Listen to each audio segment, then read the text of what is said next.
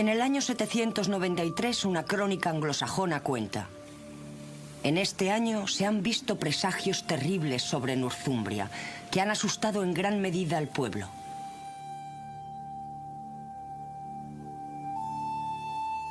Consisten en enormes torbellinos, relámpagos de luz y fogosos dragones voladores.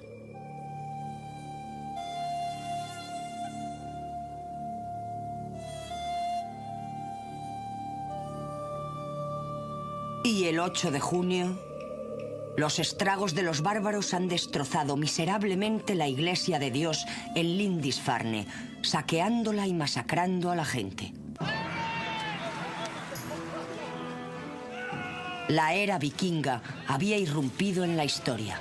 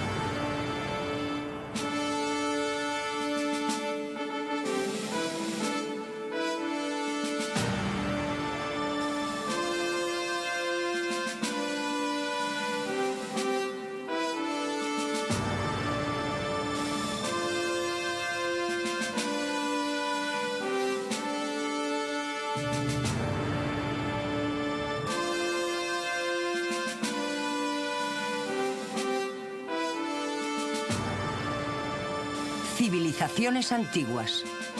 Los vikingos. La imagen que tenemos de los vikingos es la de una manada de lobos sangrientos, no muy diferentes a los actuales ángeles del infierno, aterrorizando a gente inocente y pacífica, especialmente a los clérigos. Su llegada era súbita e inesperada. En cosa de pocos años, fueron temidos por todo el mundo cristiano.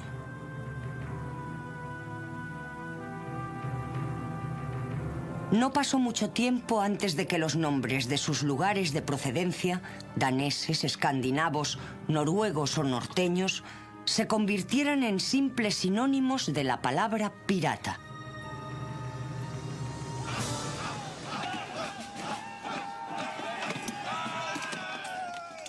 La época vikinga se ha caracterizado por ser una violenta explosión de paganismo anticristiano. Los vikingos, al llegar con sus bellos navíos, eran vistos como piratas que aparecían como las nubes tormentosas del norte. Primero en pequeños grupos de ataque y luego con grandes flotas.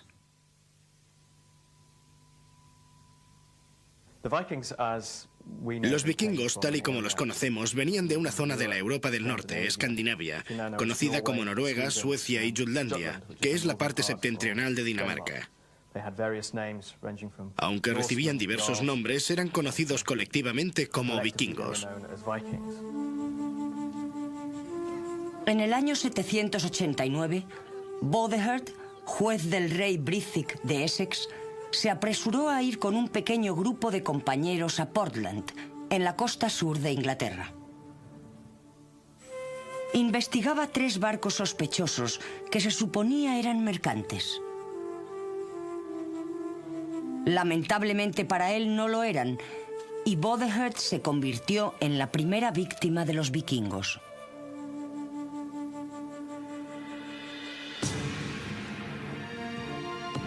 Los extranjeros le mataron a él y a sus compañeros. Y como señala la crónica anglosajona, estos fueron los primeros barcos de daneses que llegaron a la tierra de los ingleses. Tras este primer y amenazador encuentro, Durante 4 años no se vuelve a oír hablar de los extranjeros bárbaros del norte. Más tarde irrumpen impetuosamente sacudiendo a la cristiandad desde sus raíces con el saqueo de Lindisfarne, la Isla Santa.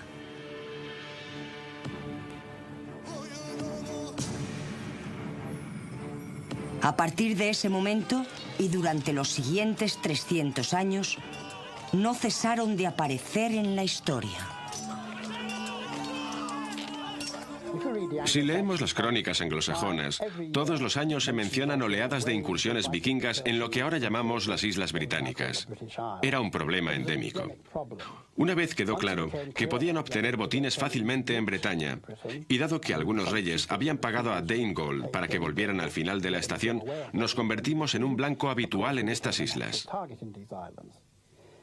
Lo que siempre me ha fascinado es que no solo nosotros hemos recibido este trato. Un poco después en la historia nos encontramos con flotas de vikingos navegando por el Mediterráneo hasta Sicilia e incluso Constantinopla. Y en Santa Sofía, la gran catedral que hoy es una mezquita en Estambul, justo arriba de la galería de la gran cúpula hay unas marcas que fueron grabadas con un cuchillo en el mármol de la balaustrada. Godric estuvo aquí.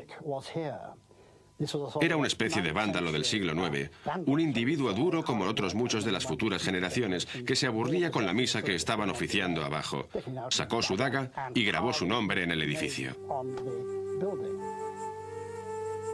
Este fue el principio del periodo conocido como la Era Vikinga. Navegando hacia el sur, los vikingos se establecieron en las Islas Orkney y en Shetland. Colonizaron Escocia e Irlanda. Invadieron media Inglaterra, siendo detenidos por el único rey al que los ingleses han llamado Magnífico, Alfredo de Essex. Atacaron y poblaron Francia hasta llegar a Loire. Tomaron Lisboa, Cádiz y Sevilla. Se desplazaron hacia el este y saquearon Pisa. Algunos vikingos llegaron hasta Sicilia y se establecieron allí. Los Rus, o vikingos suecos, remontaron el río Volkhov hasta Novgorod. Desde allí algunos fueron por tierra, llevando sus barcos sobre rodillos de pino hasta el nacimiento del Dnieper. Desde allí hasta Kiev, el Mar Negro y Constantinopla, donde la guardia personal del emperador estaba constituida básicamente por vikingos. Otros fueron desde Novgorod hasta el Volga y navegaron hacia el sur hasta el Mar Caspio y Bagdad. Novgorod y Kiev, ambos reinos vikingos, se encontraban en una de las rutas de comercio más ricas del mundo. Los Rus dejaron un perdurable legado con su nombre, del cual se deriva Rusia. Navegando hacia el oeste, los vikingos colonizaron Islandia y Groenlandia, en donde Eric el Rojo fundó una colonia en Brattahlid. Desde allí siguieron navegando hacia el oeste hasta Vinlandia, una parte de Terranova, y hasta lo que hoy es Nueva Inglaterra en los Estados Unidos. Esto fue hacia el año 1000, 5 siglos antes de que Colón descubriera América. Los vikingos llegaron a Norteamérica sobre el año 1000. Y Leif el Afortunado, más conocido como Leif Erikson, fundó una colonia llamada Vinlandia, en lo que hoy es Terranova.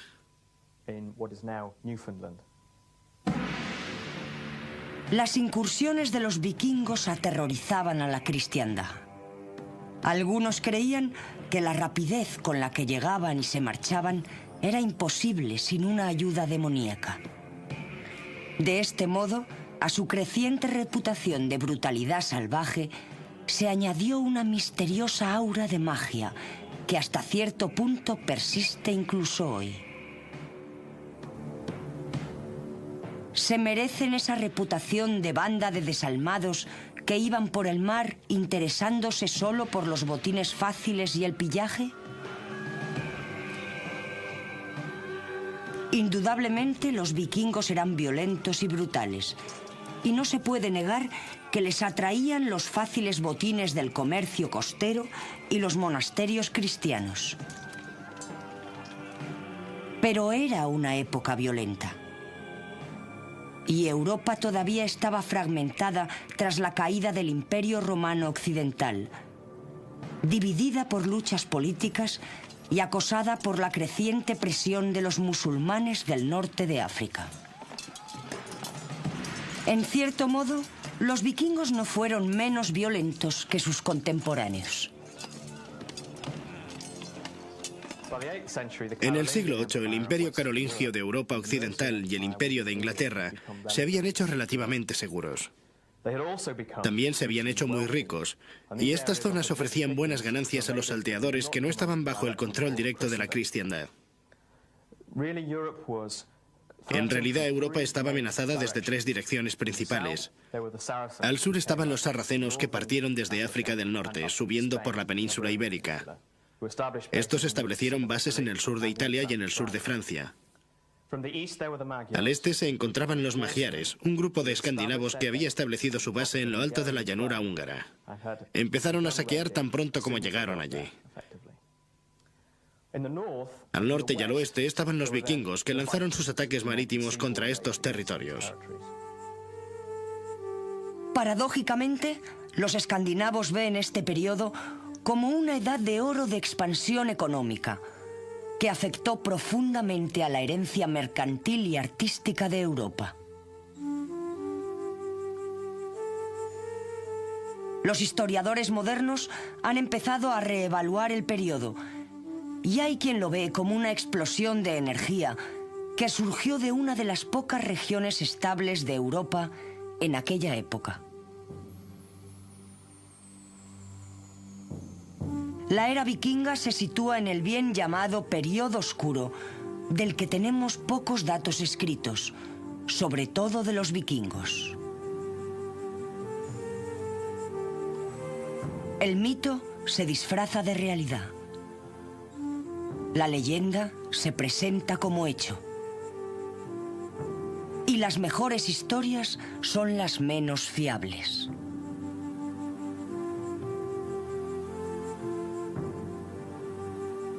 Era la Iglesia la que tenía prácticamente el monopolio de las letras en aquella época.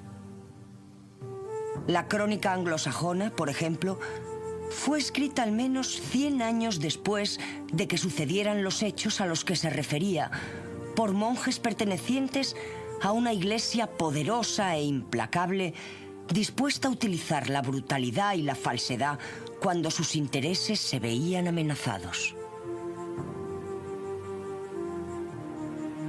Estos no son datos objetivos, sino documentos políticos y religiosos pensados para condenar a aquellos a los que ataca. Los vikingos, adoradores de dioses no cristianos, eran una amenaza para su religión.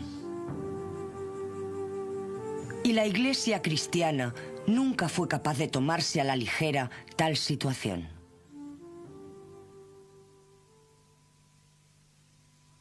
Otros vieron en los vikingos una amenaza económica y política. Los comerciantes se habían visto obligados a utilizar rutas costeras, las mismas rutas que utilizaban los vikingos en sus viajes. Las incursiones vikingas amenazaban la supervivencia de este comercio costero, y la inestabilidad de poder en Europa significaba que Escandinavia podría muy bien ganar control sobre el alma del Sacro Imperio Romano. El emperador romano vio la agresión vikinga como una amenaza que no podía ser ignorada. El arma que utilizó fue la religión. Siendo paganos, los vikingos estaban fuera de la órbita de la Iglesia.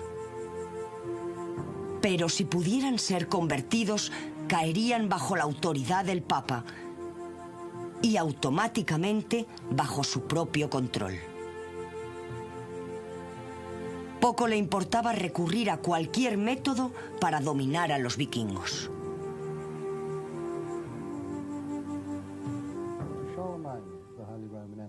Para el Santo Emperador Romano, los vikingos suponían dos amenazas distintas, ambas muy serias. En primer lugar, suponían una amenaza económica. Dado que interceptaban las rutas comerciales por las cuales el Santo Emperador Romano mantenía el contacto y el comercio con otros pueblos, su violencia en esas rutas comerciales suponía una amenaza de grave interrupción económica del imperio y de la cristiandad, tal y como estaba establecida en aquella época. Pero los vikingos suponían una amenaza de otro tipo, la cual no era menos importante para el emperador. Quizá era más importante que la amenaza económica, y esa era la religión. Los vikingos eran paganos, no adoraban al Dios cristiano, y debido a ello, su sola existencia era una amenaza para el Santo Imperio Romano. Esto tuvo dos aspectos diferentes. Uno era la amenaza para la doctrina de la cristiandad, pero mucho más importante fue la amenaza para el poder político del emperador. Al ser paganos, estaban fuera de la autoridad de Roma y, por tanto, esencialmente, estaban fuera de su propia autoridad. El emperador pronto decidió que una manera de contrarrestar la amenaza vikinga no era necesariamente con un conflicto directo, sino convirtiéndolos. Fue a instigación suya que los misioneros cristianos empezaron su trabajo en las zonas vikingas.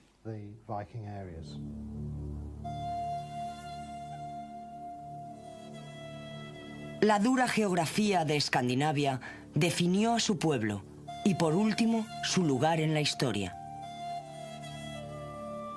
El mar era lo primordial de su vida.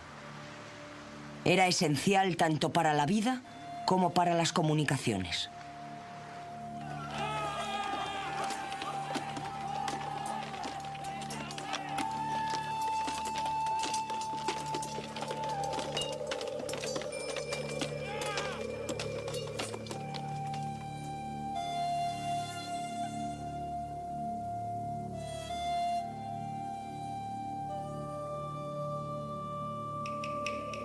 Tanto en Escandinavia como allí donde se establecían, la sociedad vikinga se basaba en una estructura social con tres estratos: los jarls, también llamados condes o guerreros; los carls o campesinos; y los thralls o siervos.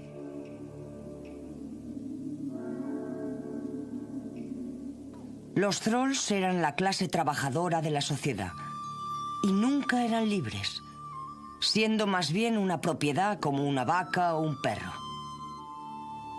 Habitualmente los thralls se dedicaban a la guerra, la piratería o el comercio.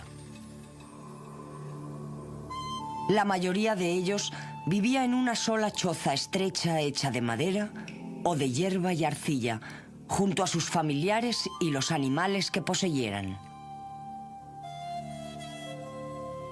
Estos desafortunados miembros de la comunidad no tenían ningún dios que se ocupara de ellos, sino que estaban abandonados a su suerte tanto por los hombres como por los dioses. Pero en comparación con el trato que se daba a los esclavos de otros lugares de Europa, los vikingos parecen no haber sido demasiado duros con sus thralls, y existen datos de que consideraban enfermos a aquellos que maltrataban a sus esclavos. A los thralls también se les permitía tener posesiones y tiempo libre para trabajar en su propio provecho, y en circunstancias favorables podían comprar o ganarse su libertad.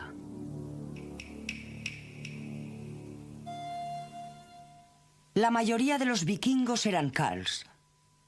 Su protector era Thor, el dios más venerado de todos los dioses vikingos. Los carls eran minifundistas y hombres libres, y abarcaban desde los indigentes hasta la gente de más poder y riqueza. Como hombres libres mantenían una sociedad basada en el parlamento para hacer las leyes. Podían también elegir reyes o decidir un cambio de religión, tal y como hicieron en Islandia en el año 1000.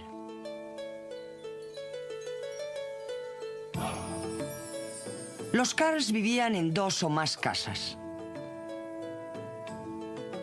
Consistían en un par de construcciones largas paralelas, a veces ampliadas con 1 o 2 establos, que componían un complejo de 3 o 4 edificaciones con un patio en medio. En los asentamientos vikingos de las islas del Atlántico, las casas se construían de piedra seca o con una mezcla de hierba y piedra. A veces incluso se construían solo de hierba. El mobiliario era relativamente simple, con bancos fijos que se utilizaban tanto para comer como para dormir. La ropa y las posesiones personales se guardaban en arcas o se colgaban en ganchos. La comida se almacenaba en cubas y tinajas de madera, en grandes cuencos o en jarras.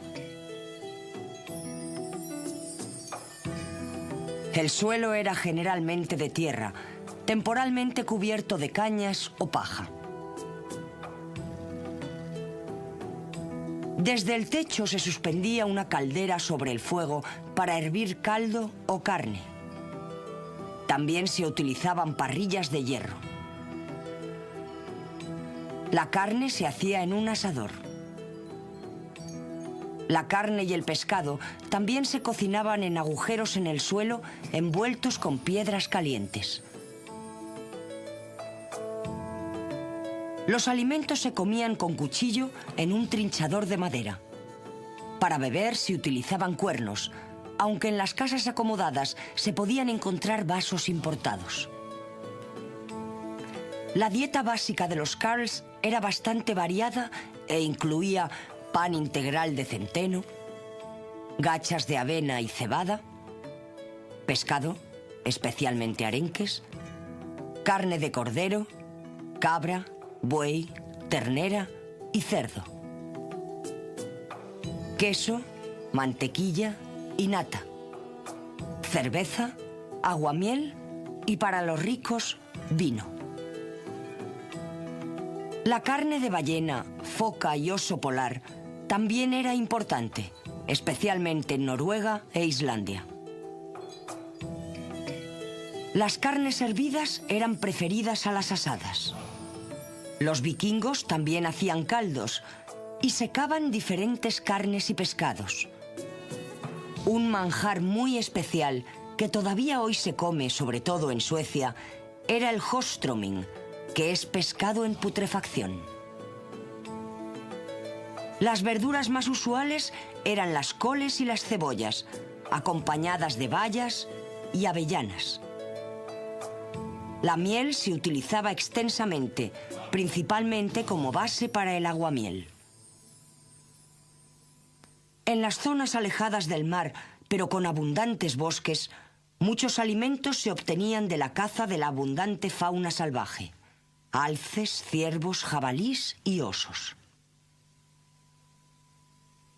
También les gustaban las liebres, gansos y gallinas, y en el norte los renos y los bisontes. Los jarls o guerreros, cuyo dios era Odín, formaban la aristocracia.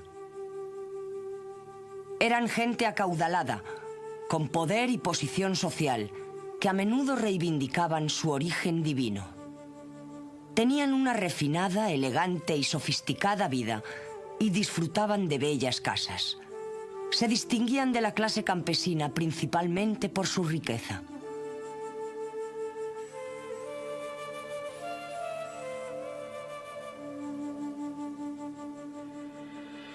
Esto se hacía patente por la cantidad de seguidores, joyas, barcos y propiedades. Los vikingos elegían a sus líderes por su valor, destreza y nobleza de nacimiento. Y si estos reivindicaban su origen divino, cualquier hombre podía convertirse en su principal rival. En la época vikinga más antigua no había monarquía y la institución solo llegó a cobrar importancia a medida que ciertos individuos ganaron poder y riqueza, pero no llegó a ser hereditaria hasta mucho después. Islandia, sin embargo, se mantuvo firme y rechazó completamente la monarquía. Fue una república desde el principio, gobernada por un sindicato de caciques. La aristocracia la componían padres de familia, que normalmente pasaban los largos inviernos en casa. Sin duda alguna, las grandes descripciones de los festines de Valhalla reflejan en gran medida lo que tuvo lugar en las casas de la aristocracia. Y fueron estos mismos hombres los que reunieron tripulaciones para la exploración, el comercio o la piratería. La ocupación habitual del año, tanto para los nobles como para los campesinos, era trabajar la tierra durante primavera y otoño, hacer expediciones en verano y festejos durante el invierno. Mientras tanto, sus esposas mantenían la casa y la familia, hilando, tejiendo y protegiendo los intereses familiares hasta que sus hombres volvieran con sus botines o sus mercancías. La tierra era enormemente importante y proporcionaba estatus. Una familia podía aumentar su posición social mediante las adecuadas alianzas y a menudo se concertaban matrimonios por las dotes que les acompañaban. Pero la tierra siempre pasaba del padre al hijo mayor, sin dividirse, lo que creó escasez de buenas tierras que trabajar. En los mitos y epopeyas nórdicas vislumbramos las vidas aisladas y duras de la mayoría de los vikingos. A menudo las casas de labranza estaban separadas por días de distancia a caballo y era poco probable que un viajero se cruzara con otra persona. Las condiciones del viaje eran espantosas, llevando a los viajeros por páramos, glaciares y a través de tierras vírgenes. Durante la mitad del año había poca luz diurna y mientras los veranos podían ser cálidos aunque cortos, los largos inviernos eran severos y peligrosos. La necesidad de recursos y la escasez de tierra en muchos lugares significaba que la mayoría de los agricultores tenían que completar su alimentación con el mar. A menudo se les describe como agricultores con botes o como marinos con casas de labranza. Para explicar el éxodo escandinavo se han dado diferentes razones. En primer lugar estaba la necesidad de tierras. Esto se vio agudizado por el sistema vikingo de herencia, por el cual el primer hijo lo heredaba todo. Así que los hijos más jóvenes tenían que partir en busca de otros medios de subsistencia. En segundo lugar, en Noruega había una dura guerra dinástica interna, especialmente cuando Harald Feinherr, el de los cabellos hermosos, tomó el control. Esto dio como resultado que todos los vikingos se marcharan y condujo directamente a la formación de las colonias de Islandia.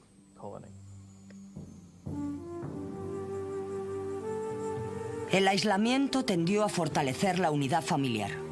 La supervivencia exigía individualismo y fuertes lazos familiares de apoyo, especialmente en los tiempos difíciles. Dentro de la familia había una relación muy especial. Un tío materno era ante todo responsable del bienestar de su sobrino. Eran las mujeres las que proporcionaban la comida y el vestido a su familia. Y tanto dentro de ella como ante los ojos de la ley, los hombres y las mujeres tenían el mismo estatus y los mismos derechos. La mujer fue también una figura importante para el chamanismo. Estas personas eran capaces de entrar en trance y comunicarse con los espíritus para obtener conocimientos ocultos y que respondieran a cuestiones prácticas tales como la riqueza de la comunidad o perspectivas de matrimonio.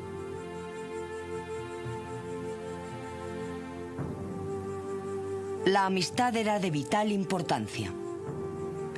Al igual que ocurría con la familia, la supervivencia podía depender de los fuertes lazos con los demás. Las familias juiciosas cultivaban estrechas amistades porque los grandes grupos eran menos vulnerables que los grupos pequeños. Esto también fomentó la hospitalidad. El mar dominaba la vida. Los escandinavos pronto aprendieron a construir buenas embarcaciones. De esta habilidad surgió su símbolo de distinción, el barco vikingo. Estas embarcaciones, con sus largos y esbeltos cascos y sus proas elegantemente curvadas con su cabeza de dragón, eran un arma temible que causaba terror a sus enemigos. Los vikingos habían conseguido un barco fiable que podía navegar en aguas poco profundas y que no necesitaba un puerto para fondear. Su construcción les permitía utilizar cualquier playa como puerto y maniobrar en aguas no aptas para la mayoría de los demás navíos europeos de la época. No es de extrañar que sus víctimas cayeran en sus manos totalmente desprevenidas, ya que no solo atacaban islas o asentamientos costeros. Podían navegar río arriba para dirigirse a ciudades ricas y monasterios. Navegaron por el Támesis, el Shannon, el Loire y el Rin. Es más, estos bólidos del mar no solo les permitieron atacar sin previo aviso, sino que eran lo suficientemente manejables como para permitir una rápida huida en caso de que fuera necesario. El barco vikingo era el modelo de arquitectura naval más desarrollado de la época. Son trabajos preciosos, con diseños especializados y capaces de recorrer grandes distancias. A veces sus flotas poseían cientos de ellos. De las flotas que invadieron la costa nororiental en el año 1066, durante la primera fase de la batalla de Hastings, dijeron los cronistas que había unos 250 barcos, de modo que estas flotas podían ser muy grandes. Tuvieron lugar una o dos grandes batallas navales en este periodo, especialmente cuando el rey Alfredo de Winchester y Essex empezó a formar una flota que era capaz de encontrarse con los vikingos en alta mar, y sabemos que ganó uno o dos combates muy duros contra ellos. Pero en lo que a los vikingos se refiere, sus barcos tenían tres propósitos. En primer lugar, llevarles al lugar que iban a atacar. En segundo lugar, aterrorizar a la población con sus famosas proas que llevaban cabezas de dragón. Esto era algo psicológico más que nada, debido al terror que podían causar. Y en tercer lugar, llevarse el botín una vez realizada la incursión. Pero era el viaje el que predominaba. En mi opinión, los primeros que tuvieron esta urgencia de explorar, de sobrepasar los horizontes conocidos por el hombre, fueron los vikingos de aquella época. A pesar de sus notables viajes, los vikingos preferían quedarse cerca de la costa. Los alimentos tenían que cocinarse en tierra. En el mar, la tripulación subsistía a base de carne o pescado seco. Había poco espacio cubierto a bordo y dormían en sacos confeccionados con cuero. Cuando era posible, preferían acampar en tierra y pasar la noche en el relativo lujo de una tienda de campaña. La navegación en mar abierto era muy arriesgada, pero la mayoría de los timoneles vikingos tenían suficientes conocimientos de astronomía como para poder navegar a lo largo de una latitud. Mantenían el rumbo observando la posición del sol al mediodía y de este modo calculaban la latitud comparándola con otros lugares conocidos. Los vikingos eran agricultores, comerciantes y marinos, así como aventureros, filibusteros y piratas. Tenían una tradición artística propia que competía con cualquiera de las europeas de la época. A los vikingos les encantaban los ornamentos y tanto los hombres como las mujeres se acicalaban y decoraban sus ropajes con elaborados alfileres, brazaletes y anillos.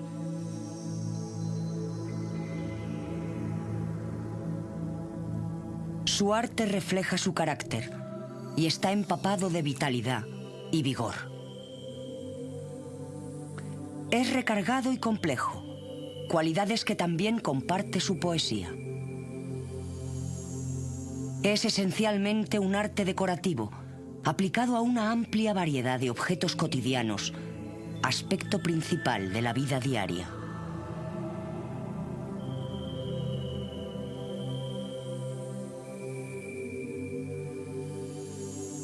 Dominan las formas estilizadas de animales, desde representaciones muy naturalistas a complejas formas abstractas. Algunas de ellas son asombrosamente bellas, y su influencia se puede ver en el arte de otras culturas de Europa, incluyendo la anglosajona y la celta.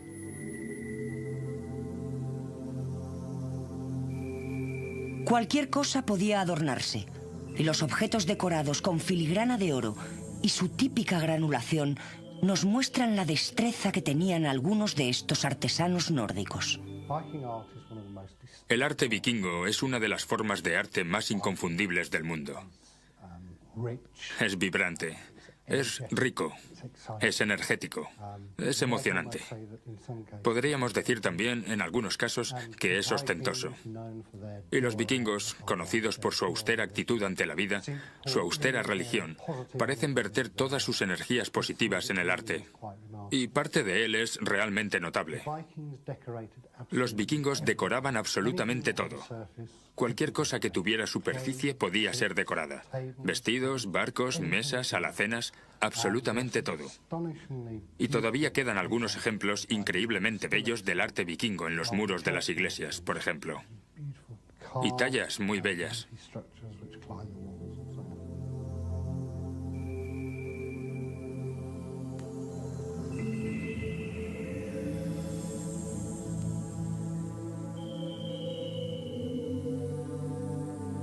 Perduran obras que muestran su habilidad, pero se han perdido muchas otras.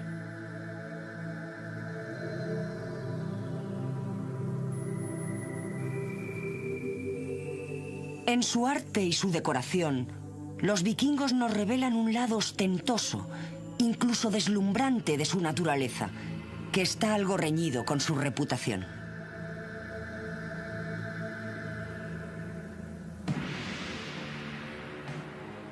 Es en la religión donde la reputación vikinga está completamente ilustrada.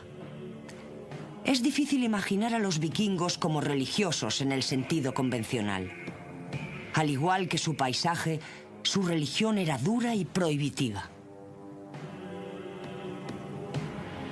Lo que sabemos de su religión es fragmentario. Una vez que los misioneros cristianos enviados a Escandinavia se hubieron establecido, atacaron con celo todo rastro de paganismo que tan profundamente odiaban. Sin embargo, los nombres de los principales dioses nórdicos siguieron vivos, conmemorados en los días de la semana que estaban dedicados a ellos: martes, miércoles, jueves y viernes, y en nombres de lugares como Wensfield. Se nos habla de una religión poco organizada, sin sacerdocio ni teología desarrollada. Inexorablemente fatalista, predice un juicio final, incluso para los dioses. A diferencia de los mitos cristianos, el bien no triunfaba inevitablemente, sino que tiene que encontrarse con su juicio final. No es difícil ver en esto un reflejo del carácter de los vikingos, hombres de valentía temeraria y ferocidad invencible, más interesados en la muerte y la fama que en el triunfo. Su mitología está basada en un respeto inequívoco por la violencia, casi como un fin en sí mismo. Es difícil comprender cómo una religión así pudo desarrollarse en las espesuras frías y severas del norte, en donde el éxito se medía no por el triunfo sobre los elementos, los cuales indudablemente ganaban al final, sino por el talento para enfrentarse valientemente a la luz del juicio final. No obstante, había un consuelo para los creyentes. Daba sentido al universo, y estos obtenían protectores en la tierra. Había un dios para aquellos que vivían por la sabiduría, otro para los que vivían por la guerra, uno para el que hacía runas, otro para el herrero, y así sucesivamente. Los dioses eran tan generosos que cada creyente devoto, fuera quien fuera su dios, podía estar seguro de tener total protección en todo aquello que hiciera en su vida. La religión de los vikingos era, por supuesto, pagana. También era inspiradora. Era una combinación de mitos, historias, creencias muy arraigadas y una buena dosis de miedo. Era una religión ignorante. Thor, el gran dios de la guerra, era el campeón de los dioses. Freya urdía los destinos de los hombres. Tenemos esta religión que prospera en cierto sentido, aunque sea pagana, y que puede inspirar una cultura guerrera. Y, por supuesto, la gran Basurka ataca cuando literalmente tenían sed de sangre.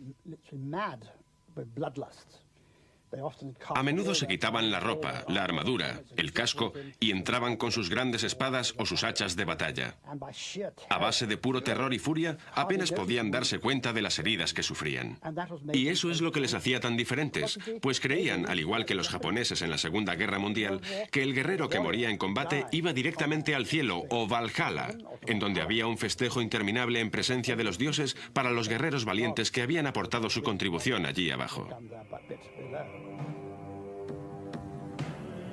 Junto a Thor, el dios nórdico más conocido de todos, está Odín, el tenebroso y colérico padre de todos, señor de las orcas y patrón de la aristocracia vikinga. En la mitología vikinga, Odín era el dios supremo, el dios padre, un dios complejo que exigía sacrificios humanos. Tuvo alrededor de 170 nombres distintos, incluyendo Señor de las Orcas, Señor de los Caídos, Todo Conocimiento y el Dios de un Ojo. Era el dios de la batalla, de la victoria, de la astucia y de la muerte. Era el dios vikingo por excelencia. Aunque Odín era el dios principal, no era de ningún modo el más venerado. Ese honor le corresponde a Thor, el dios del trueno, del que tomaron el nombre del jueves. Gobernaba los truenos y los rayos, los vientos y las lluvias, el buen tiempo y las cosechas. Dios del cielo, de las tormentas, maestro de los relámpagos. Era una enorme figura pelirroja que recorría los cielos en un carro tirado por 2 cabras sagradas. Era un dios práctico y venerado por la gente corriente. En los templos en los que él y Frey eran adorados conjuntamente, era Thor el que siempre se situaba en el centro, en el lugar de honor.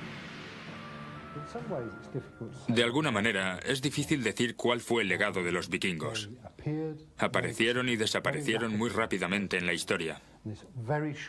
Y en esta explosión de energía tan corta pero tan intensa, entraron en la historia para salir enseguida.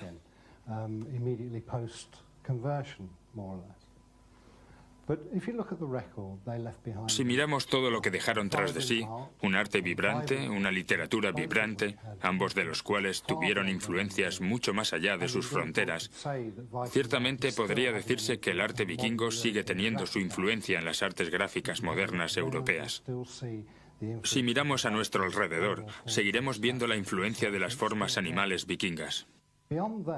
De modo que sigue ahí. Además de esto, una de las cosas que a menudo se pasa por alto sobre los vikingos es su comercio. Bien, no solo hicieron incursiones y se establecieron, sino que también abrieron un enorme sistema mercantil por todo el mundo de aquella época. Además, nos han dejado mitos heroicos que todavía tienen su influencia en nuestras propias literaturas y leyendas heroicas. Y yo creo que, en ese sentido, el mundo hubiera sido un lugar mucho más pobre si los vikingos no hubieran existido. Puede parecer un legado escaso, pero yo creo que es un legado especialmente importante. Simplemente esa imagen del héroe, el héroe conquistador, saliendo y oponiéndose a los elementos y triunfando. La llegada del cristianismo coincidió con un desmoronamiento vikingo. El miedo a este pueblo fue disminuyendo a medida que abandonaron su forma de violencia y adoptaron las formas de brutalidad más familiares al resto de Europa. Aunque las rápidas incursiones continuaron durante algunos años, los monarcas escandinavos adoptaron gradualmente la utilización de grandes ejércitos de tierra y al final de su época habían dejado de ser vikingos en el sentido estricto. ¿Piratas o aventureros? En realidad los vikingos eran ambas cosas. Extendieron las fronteras del mundo conocido hacia el norte y el oeste y establecieron comunicaciones entre grandes distancias. Durante el proceso, introdujeron a países anteriormente aislados, como Irlanda, en un gran sistema mercantil mundial. Crearon nuevas formas de justicia y administración, incluyendo el sistema del jurado. En Islandia, los descendientes de los colonos vikingos originales dejaron una gran cantidad de literatura, considerada por algunos como uno de los mejores logros de la Europa medieval. Su arte influyó más allá de sus fronteras. En una explosión de energía que no se ha vuelto a repetir, los vikingos aportaron al mundo una ética heroica y un modo de vida que ha sido la envidia de las posteriores generaciones.